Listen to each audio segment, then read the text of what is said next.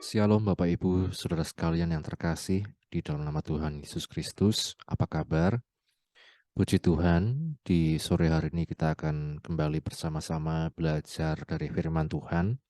Dan sebelum itu mari sama-sama kita berdoa. Bapa, kami bersyukur untuk kesempatan yang Kau berikan kepada kami di sore hari ini untuk kami belajar dari firman-Mu. Bukalah hati kami, pikiran kami, dan mampukan kami, ya Roh Kudus, untuk mengerti, memahami, dan melakukan firman-Mu. Kami bersyukur, ini doa kami, di dalam nama Tuhan Yesus kami berdoa. Amin. Puji Tuhan, Bapak Ibu Saudara sekalian, kita akan melanjutkan pembelajaran kita. Sore ini kita sudah masuk di episode yang ke-32. Dalam episode kali ini saya berikan judul Salah Kaprah tentang Kutuk Keturunan. Nanti kita akan bahas bersama-sama. Bapak Ibu Saudara sekalian, kembali untuk mengawali saya mengingatkan kembali tentang skema tabernakel atau kemah suci yang menjadi satu gambaran perjalanan hidup orang percaya umat Tuhan. Di halaman ada pintu gerbang, dibatasi pintu gerbang, itulah pintu saat kita percaya.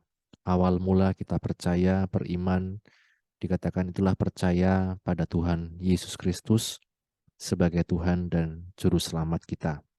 Kemudian dalam halaman ini ada mezbah korban bakaran, yang dimana ini mengingatkan kita bahwa untuk penebusan dosa, seperti dalam firman Tuhan, harus ada penumpahan darah.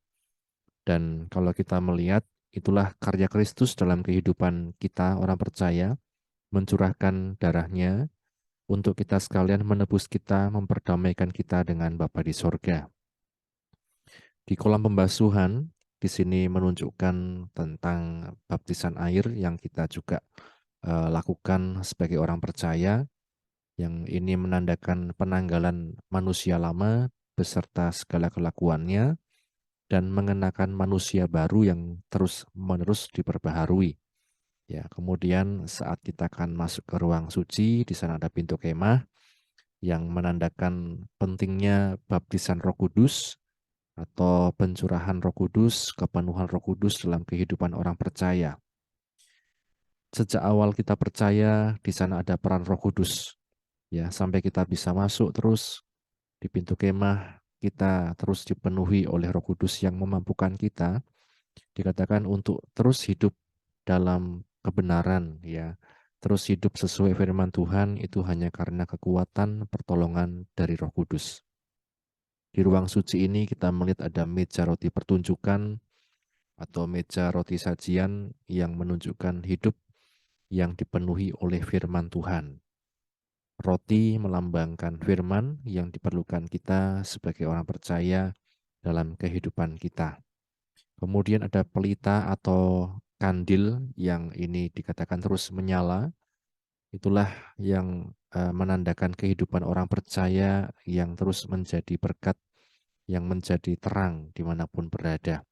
Dan ini hanya dapat kita lakukan saat Roh Kudus itu ada dalam kehidupan kita, memenuhi kehidupan kita. Ya, maka Roh Kudus itu pun dilambangkan dengan api, ya, yang terus menerangi setiap hati kita, pikiran kita, dan menjadikan kita terang dimanapun kita berada. Mezbah dupa atau mezbah emas di sini melambangkan kehidupan doa dan penyembahan. Kita sebagai orang percaya tentu bukan hanya berdoa menyembah saat kita ada di gereja atau ibadah, tetapi kehidupan doa dan penyembahan yang menandakan komunikasi yang terus-menerus dengan Tuhan. Ada hamba Tuhan mengatakan doa itulah nafas hidup orang percaya. Artinya itulah komunikasi kita yang terus-menerus dengan Tuhan. Ya, dalam kita belajar, bekerja, berumah tangga, semuanya itu merupakan satu doa di hadapan Tuhan. Kemudian yang membatasi ruang suci dan ruang maha suci adalah pintu tirai yang begitu tebal, yang ini menandakan satu batasan ya untuk hanya imam besar yang boleh memasuki tempat ini, ruang maha suci. Namun saat Yesus tersalib, Ya, pintu tirai itu dikatakan di bait sisi terbelah dari atas sampai ke bawah. Itu yang menandakan kemanusiaan, kedagingan kita sebagai manusia, ego kita yang sangat kuat, yang sangat itu berat, itu hanya bisa ditaklukkan oleh korban Kristus yang memungkinkan kita dikatakan untuk masuk menikmati hadirat Tuhan, tabut perjanjian, persekutuan dengan Bapa di surga dalam satu kekudusan, dalam satu keintiman. Maka itulah karya Kristus yang memungkinkan kita memiliki jalan masuk ya kepada Bapa di surga. Inilah Bapak Ibu saudara sekalian yang menjadi gambaran kehidupan kita sebagai orang percaya yang terus mau untuk diperbaharui hari demi hari, terus mau untuk dipenuhi firman-Nya, terus mau untuk bersekutu dalam hadirat-Nya yang menguatkan kita. Rabu yang lalu kita belajar tentang menghormati kekudusan Tuhan. Ketika Tuhan memperkenalkan dirinya di Keluaran pasal 33 ayat 19 dan seterusnya, kita melihat Tuhan yang kudus, Tuhan yang berotoritas, Tuhan yang juga dikatakan kalau digambarkan dalam 1 Timotius 6 ayat 16, Tuhan yang kudus, berotoritas, agung dan mulia. Dan inilah Tuhan yang kita sembah. Di satu sisi dia Tuhan yang berkasih karunia, yang begitu ingin dekat dengan kita, tetapi di sisi lain kita harus dikatakan menghormati kekudusan Tuhan. Artinya tidak sembarangan, ya, misalnya dalam kita melayani Tuhan, dalam kita berbakti, dalam kita hidup sehari-hari, kita dikatakan memiliki satu hubungan dengan Tuhan yang kudus. Dalam Alkitab juga kita melihat contoh orang-orang yang menjadi korban karena mereka salah menilai, ya, tidak menghormati kekudusan Tuhan. Misalnya adalah anak-anak Imam Harun yaitu Nadab dan Abihu di Imamat pasal 10. Mereka dikatakan membawa api dari perbaraan yang lain, yang itu dikatakan api yang lain yang tidak sesuai dengan aturan di kemah suci, dan itu akibatnya adalah Nadab dan Abihu itu tersambar ya api tersebut dan mati. Kemudian Uza di 2 Samuel pasal 6 ketika tabut Allah dipindahkan ke Yerusalem, Uza mengalami satu kejadian di mana tabut itu dibawa oleh angkutan ya yang ditarik oleh sapi, ternyata tergelincir dan akhirnya Uza dia memegang tabut itu dan terjadilah Uza langsung mati. Ya, ini Bapak Ibu selesai menunjukkan bagaimana Allah yang kudus, Allah yang suci, ya ketika manusia salah menilai, ya maka justru ada akibat, ya. Dan kita melihat Bapak Ibu saudara sekalian di dalam Yesus oleh darahnya kita dapat menghampiri tahta kasih karunia. Di Ibrani 4 ayat 16, di Ibrani 10 ayat 19 kita melihat bahwa dia membuka jalan yang baru yang itu dikatakan melalui dirinya sendiri. Oleh korbannya kita memiliki satu jalan masuk, memiliki satu keberanian untuk menghampiri tahta kasih karunia, ya, untuk bersekutu dalam hadirat Tuhan. Bukan lagi dalam satu ketakutan, tapi dalam satu penghormatan sekaligus keintiman dengan Tuhan. Nah, makanya saya katakan mari kita menghargai anugerah Tuhan, mendekat padanya, menghormati kekudusannya. Ya, ini yang kita pelajari, kita renungkan di Rabu yang lalu. Dan saat ini kita akan masuk dalam satu tema yaitu salah kaprah tentang kutuk keturunan. Ya, masih dalam Keluaran kita melihat ketika Tuhan memperkenalkan dirinya juga di Keluaran pasal 34 ayat 1. Mari sama-sama kita baca. Keluaran pasal 34 mulai dari ayat 1. Dikatakan, berfirmanlah Tuhan kepada Musa, pahatlah dua loh batu sama dengan yang mula-mula. Maka aku akan menulis pada loh itu segala firman yang ada pada loh yang mula-mula yang telah kau pecahkan. Bersiaplah menjelang pagi dan naiklah pada waktu pagi ke atas gunung Sinai. Berdirilah di sana menghadap aku di puncak gunung itu. Tetapi janganlah ada seorang pun yang naik bersama-sama dengan engkau, dan juga seorang pun tidak boleh kelihatan di seluruh gunung itu, Bahkan kambing domba dan lembu sapi pun tidak boleh makan rumput di sekitar gunung itu. Lalu Musa memahat 2 loh batu, sama dengan yang mula-mula. Bangunlah ia pagi-pagi dan naiklah ia ke atas gunung Sinai, seperti yang diperintahkan Tuhan kepadanya, dan membawa kedua loh batu itu di tangannya. Turunlah Tuhan dalam awan, lalu berdiri di sana dekat Musa, serta menyerukan nama Tuhan. Kita baca ayat yang ke-6. Berjalanlah Tuhan lewat dari depan Musa dan berseru, Tuhan, Tuhan, Allah penyayang dan pengasih, panjang sabar, berlimpah kasihnya dan setianya, yang meneguhkan kasih setianya kepada beribu-ribu orang, yang mengampuni kesalahan, pelanggaran, dan dosa, tetapi tidaklah sekali-kali membebaskan orang yang bersalah dari hukuman, yang membalaskan kesalahan bapa kepada anak-anaknya, dan cucunya kepada keturunan yang ketiga dan keempat. Ya. Ini yang kita baca, berbahagia setiap kita yang baca, mendengar, dan juga yang melakukan firman Tuhan. Kalau kita melihat Bapak Ibu Saudara sekalian, selain di Keluaran pasal 33 yang kita bahas yang lalu, di Keluaran pasal 34 ayat 6 ini pun Tuhan memperkenalkan dirinya sebagai apa? Tuhan Allah yang penyayang dan pengasih, panjang sabar, berlimpah kasihnya dan setianya. Ayat 7 yang ini menjadi ayat untuk tema kita, yang meneguhkan kasih setianya kepada beribu-ribu orang, yang mengampuni kesalahan, pelanggaran, dan dosa, tetapi tidaklah sekali-kali membebaskan orang yang bersalah dari hukuman, yang membalaskan kesalahan bapa kepada anak-anaknya dan cucunya kepada keturunan yang ketiga dan keempat. Ya.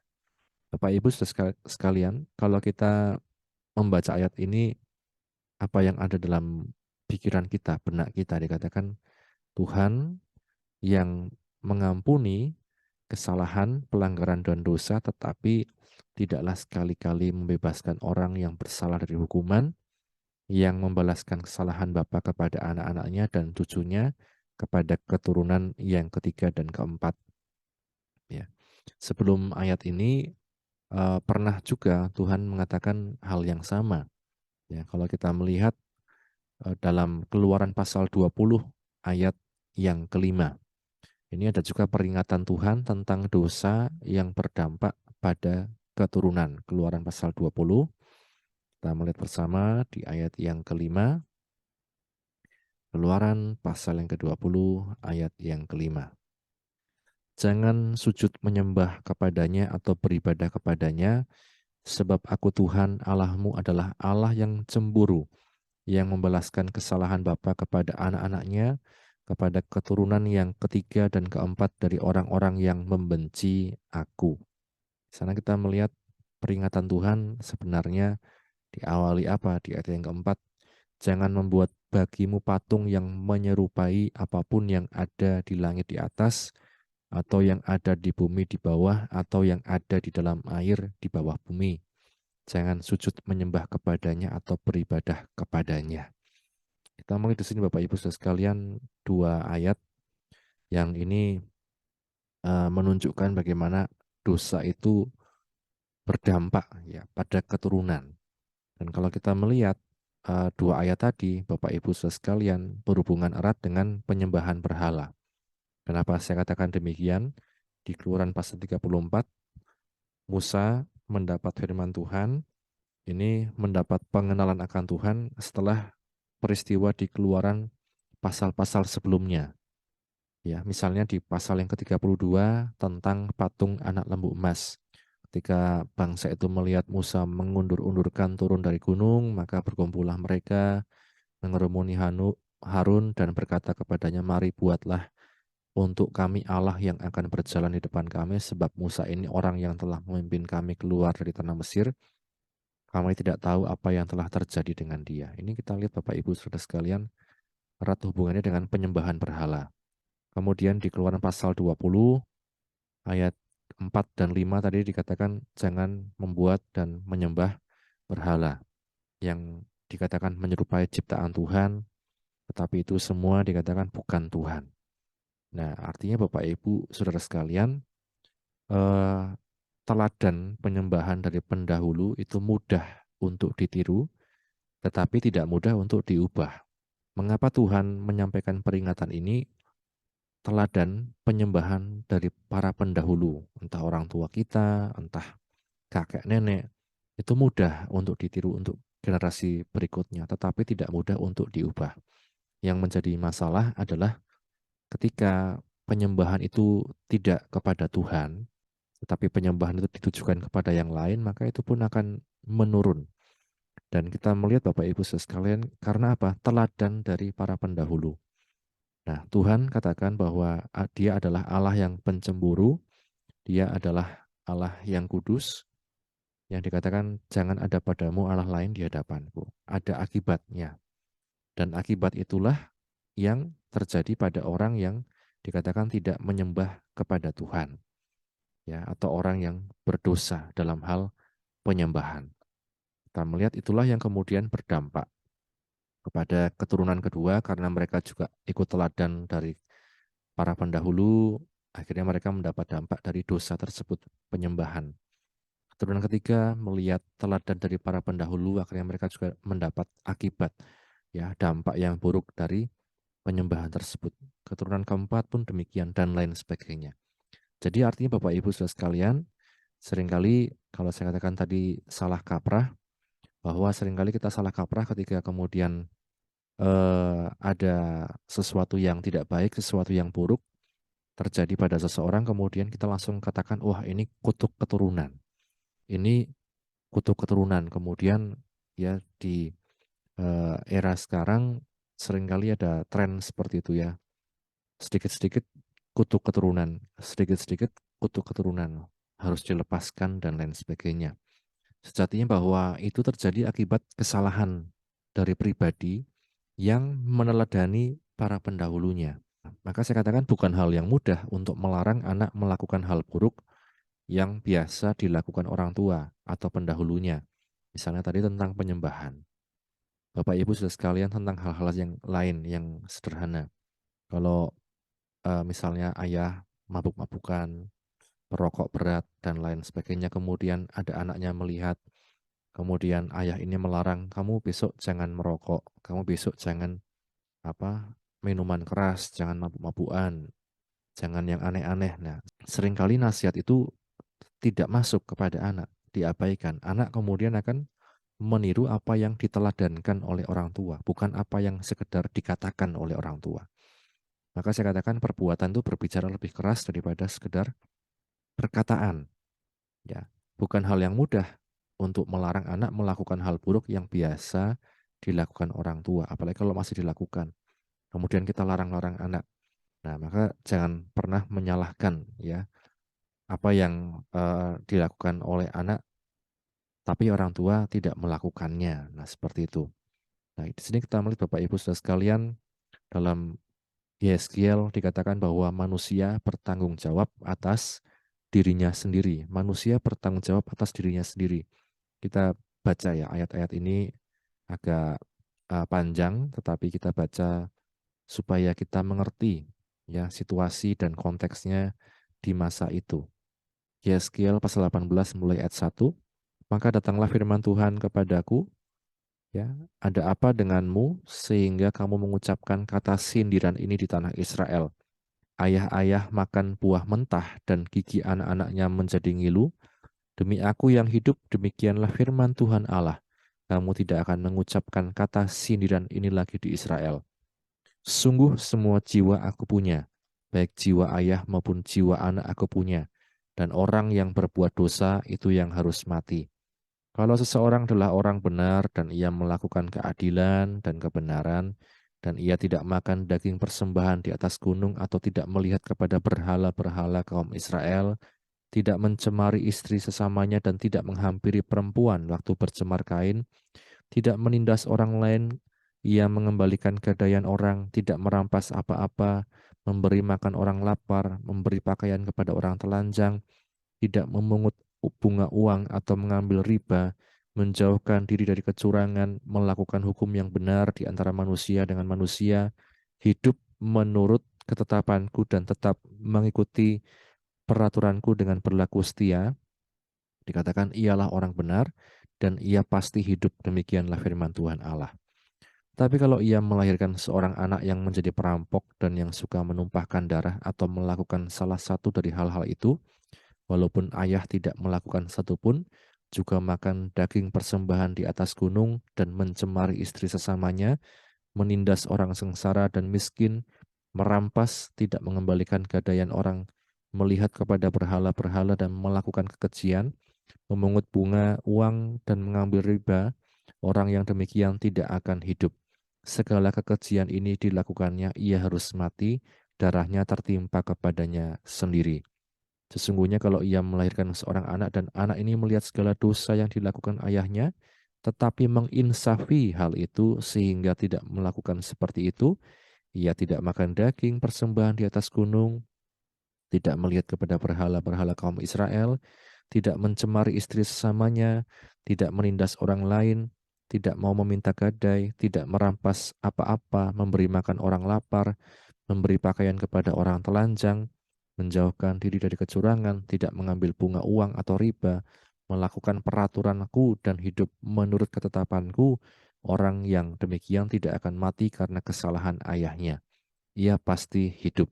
Ayahnya yang melakukan pemerasan, yang merampas sesuatu dan yang melakukan hal-hal yang tidak baik di tengah-tengah bangsanya, sungguh ia akan mati karena kesalahannya. Tetapi kamu berkata, mengapa anak tidak turut menanggung kesalahan ayahnya? Karena anak itu melakukan keadilan dan kebenaran, melakukan semua ketetapanku dengan setia, maka ia pasti hidup. Ayat 20, orang yang berbuat dosa itu yang harus mati. Anak tidak akan turut menanggung kesalahan ayahnya, dan ayah tidak akan turut menanggung kesalahan anaknya. Orang benar akan menerima berkat kebenarannya, dan kefasikan orang fasik akan tertanggung atasnya. Dan Bapak Ibu Saudara sekalian bisa membaca di ayat-ayat selanjutnya bagaimana pada intinya bahwa manusia itu bertanggung jawab atas dirinya sendiri. Jadi kalau kita lihat tadi contoh dari seorang ayah ini baik, punya anak, kemudian anaknya punya anak, ya jadi sudah ada beberapa keturunan, yang pertama baik, yang kedua jahat, yang ketiga baik. Dikatakan firman Tuhan, semua itu bertanggung jawab atas dirinya sendiri. Bukan kemudian kalau ayahnya baik, nanti anaknya tidak dihukum karena ayahnya baik. Ya demikian juga kalau ayahnya baik, tidak akan mendapat hukuman karena anaknya tidak baik. Tapi semua dikatakan bertanggung jawab atas dirinya sendiri. Nah ini Bapak Ibu. Maka jangan menyalahkan orang lain termasuk orang tua atas apa ya nasib, ya hal buruk dan lain-lain yang bisa terjadi pada kita akibat dosa kita sendiri. Jadi ini yang patut digarisbawahi. Karena kalau kita berbicara tentang kutuk keturunan, kemudian lain-lain, seringkali kita bisa menyalahkan orang lain. Oh, ini karena ayah saya dulu, ini karena kakek saya dan lain sebagainya. Dan kita melihat Bapak Ibu, keputusan di tangan kita. Apakah kita akan ikut atau tidak? Ya, utamanya kita melihat tentang apa? Penyembahan. Kita melihat tadi dalam Yeskiel pun dikatakan ada penyembahan berhala di sana.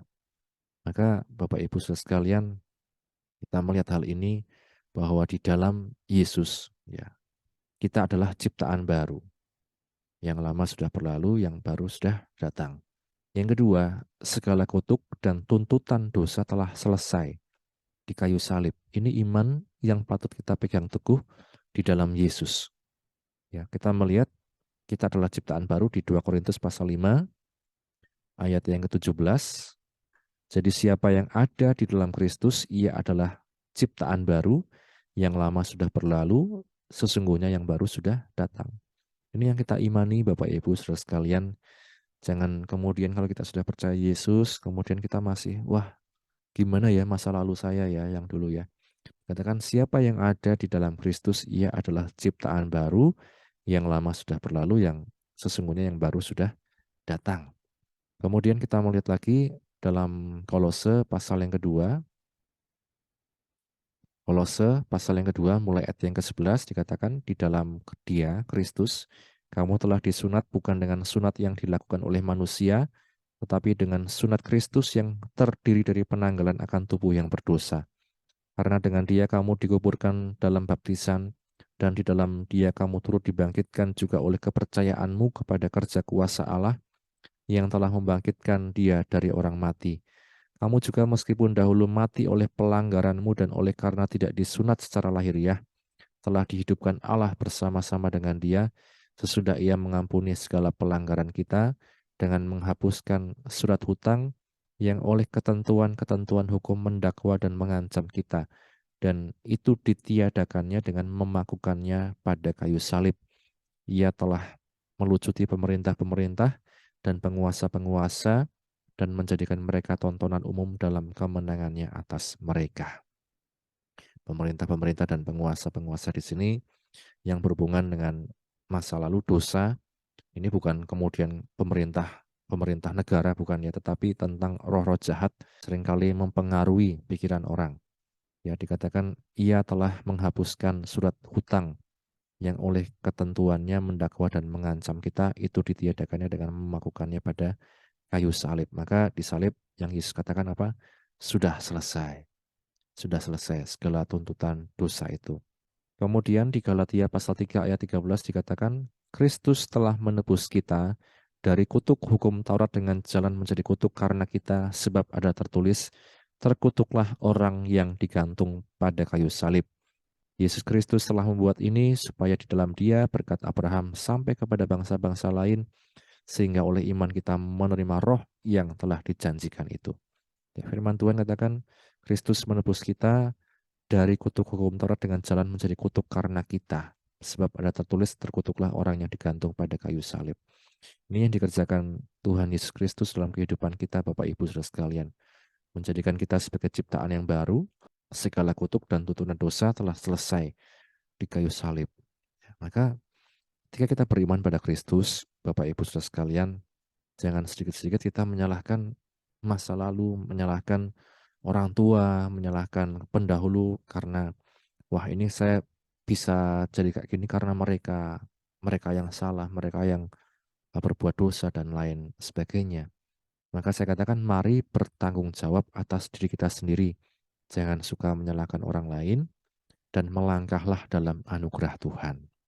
Jadi Bapak Ibu Saudara sekalian, seperti firman Tuhan tadi, ketika Tuhan berkata, aku yang membalaskan kesalahan orang pada keturunan ketiga dan keempat, artinya bukan kemudian kita sedikit-sedikit kutuk keturunan, tetapi apa yang kita teladankan, misalnya tentang penyembahan kepada Tuhan. Kalau zaman dulu dikatakan Musa diperingatkan tentang hal ini karena orang Israel dikatakan mereka membuat patung anak lembu emas, mereka menyembah berhala. Sehingga teladan itu yang diteladankan kepada anak-anak mereka tiru, akibatnya ada juga hukuman Tuhan, anak-anak mereka tiru lagi ada juga hukuman Tuhan. Berdampak pada keturunan selanjutnya ketiga, keempat. Karena apa? Teladan yang keliru, penyembahan yang salah, bukan kepada Tuhan. Yang kedua, bahwa manusia bertanggung jawab atas dirinya sendiri. Jangan kita menyalahkan orang lain, pendahulu kita, orang tua kita, atas apa yang terjadi pada kita akibat dosa kita sendiri. Yang ketiga, bahwa di dalam Yesus, kutuk-kutuk itu dikatakan telah selesai. Ketika kita beriman dengan teguh kepada Yesus, jangan kita mau diombang-ambingkan hati ini, wah saya masih terkutuk, wah saya masih ada dosa ini, wah saya masih terkutuk, wah saya masih di bawah bayang-bayang kutuk dan lain sebagainya. Itu artinya kita meragukan apa yang Yesus sudah lakukan, meragukan karya Kristus dalam kehidupan kita. Ya, kemudian dikatakan di dalam Kristus kita adalah ciptaan baru. Mari bertanggung jawab atas diri kita sendiri. Kemudian apa? Dikatakan jadilah teladan yang baik, utamanya dalam penyembahan kita kepada Tuhan. Dalam kita menyembah Tuhan, Yesus Kristus. Kemudian apa? Mari dikatakan hidup dalam anugerah Tuhan. Ya, jangan mau diombang-ambingkan, jangan mau diragukan oleh apapun, tetapi kalau kita sudah percaya pada Yesus, kita percaya membuat kita sebagai ciptaan yang baru, bahwa Dia yang sudah menyelesaikan segala tuntutan dosa, termasuk kutuk dan lain-lain di kayu salib. Itulah yang menguatkan kita, Bapak Ibu Saudara sekalian, dan memampukan kita terus untuk hidup dalam kebenaran firman-Nya. Mari sama-sama kita berdoa. Bapak Surgawi, terima kasih buat firman-Mu yang telah kami baca, kami dengar, kami renungkan. Menolong kami untuk hidup dalam anugerah-Mu Tuhan. Tidak mudah terombang-ambing oleh angin pengajaran apapun Tuhan. Dan biarlah kami bertanggung jawab atas diri kami sendiri Bahkan kami dapat menjadi teladan yang baik dalam penyembahan kami, dalam ibadah kami, dalam kami mengandalkan Engkau ya Tuhan, satu-satunya Allah yang sejati dalam kehidupan kami di dalam Tuhan Yesus Kristus. Roh Kudus, Engkau yang mampukan kami untuk hidup dalam firman-Mu, mampukan kami untuk terus mengerti, memahami, dan terus menghidupi firman-Mu dalam kehidupan kami. Terima kasih Bapa, kuatkanlah setiap anak-anak-Mu yang mungkin sedang goyah imannya, yang mungkin sedang berada dalam bayang-bayang ketakutan dan lain sebagainya. Kiranya anugerah-Mu yang melingkupi hati kami dan kasih-Mu yang mendamaikan kami, yang memberi damai dalam hati kami. Yang bersyukur, berkatilah anak-anak-Mu dan dalam pergumulan mereka Engkau yang menolong Tuhan. Ini doa kami, akhirnya kami akhiri Tuhan, dalam nama Tuhan Yesus kami berdoa, haleluya. Amin. Puji nama Tuhan, Tuhan Yesus memberkati kita sekalian. Amin.